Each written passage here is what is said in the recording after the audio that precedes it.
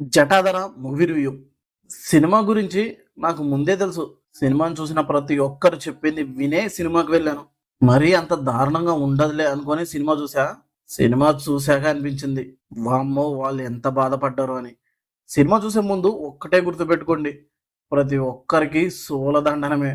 నేను ఎప్పటినుంచో 'సుధీర్ బాబు' గారికి ఒక సాలిడ్ సినిమా పడుతుందని చూస్తుంటే, సాలిడ్ ఏమో కానీ మినిమమ్ సినిమా కూడా పడట్లేదు. ప్రీవియస్ సినిమాలు ఏమో కానీ ఇది మాత్రం రాడ్ అనడానికి సరిపోని సినిమా ఇది. Ultra pro max rod movie ఇది. సుధీర్ బాబు గారు సినిమాలు ఫ్లాప్ అయినా ఒక మంచి స్క్రిప్ట్తో రండి. ఇలాంటి రాడ్ మూవీస్తో వచ్చి ఆడియన్స్కి ఎందుకండి సోలదండనం? అసలు ఈ స్క్రిప్ట్ని ఎలా ఓకే చేశారో మరి. ప్లాట్ ఏంటంటే, రుద్రవరం మన ఊర్లో ఉన్న దెయ్యం దగ్గరికి దెయ్యాలంటే నమ్మకం లేని హీరో వెళ్తాడు. కానీ ఆ ఊరికి హీరోకి ఓ సంబంధం ఉంటుంది. అది ఏంటి, ఆ దెయ్యం ఎవరు అనేది ప్లాట్. సినిమాలో లంకెబిందల దెయ్యం అనే పాయింట్ తప్ప మిగిలిన మూవీ మొత్తం నీరసానికి నీరసం తెప్పిస్తుంది.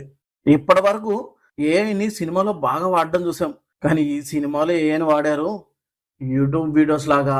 అసలు సినిమా మొత్తం ఏ సీన్సే ఉంటాయి.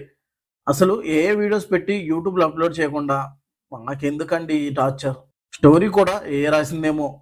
ఎలాగో స్టోరీ ఇచ్చావు కదా, వీడియోస్ కూడా ఇచ్చేయి, నేను మధ్యలో హీరో హీరోయిన్స్ పెట్టి కొన్ని సీన్స్ షూట్ చేస్తా, ఆడియన్స్ వాళ్ళు సావు వాళ్ళే చేస్తారు అన్నట్టు తీశారు సినిమాని.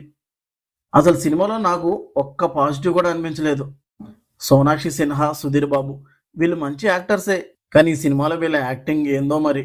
ఆ విఎఫ్ఎక్స్కి ఆ మ్యూజిక్కి దండం రా బాబు. నేను రీసెంట్ టైమ్స్లో ఈ రేంజ్ రాడ్ మూవీ అయితే చూడలేదు. నాకు హారర్ సినిమాలు అంటే ఇష్టం, కానీ ఈ సినిమాలో ఉన్న హారర్కి కోమాలోకి వెళ్ళే రేంజ్లో ఉంది హారర్. వద్దులేండి, చెప్పుకుంటూ పోతే ఫ్రస్ట్రేషన్ వచ్చి ఏదేదో మాట్లాడాల్సి వస్తుంది. నా పరిస్థితి అయితే ఇది. మీరు చూసుంటే మీకు ఎలా ఉంది కామెంట్ చేయండి. ఈ రివ్యూ నచ్చితే లైక్ చేయండి. మళ్ళీ నెక్స్ట్ వీడియోతో కలుద్దాం. Thank you for watching.